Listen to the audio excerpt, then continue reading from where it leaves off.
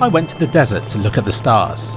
This is a good place to see them because there's very little light pollution to spoil the view.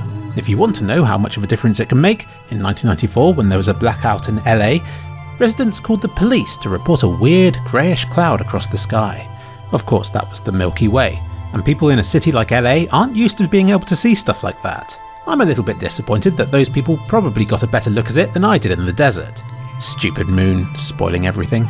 An almost full moon came up just as the sun set, and it was so bright that it hid most of the stars in the sky. That didn't stop me from getting up in the middle of the night to take some long exposure shots to capture some otherworldly pictures across the Wadi Rum desert. Imagine walking across a beach at night, but without the sound of waves, and you're pretty much there. It's quiet out there in the desert. I'd occasionally hear distant dogs barking, and there was the odd plane that went overhead too. There's no escaping that, it seems. I hadn't thought about it until then, but I suddenly got a fear of scorpions. It's pretty dark out there, and there's no immediate access to healthcare should you get stung or bitten by something. It didn't help that I felt things crawling around under my clothing either.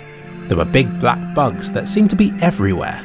I shined a torch at the ground to make sure I didn't step on anything, but the moment that was off, they found me anyway. And there was no time for relaxing either. The following day I was to explore Petra, and it would kind of suck to be exhausted doing that, so my time out there in the desert was somewhat limited. Of course, the experience wasn't ruined by the moon. I still got to see the stars in the desert, and being there itself is quite an experience.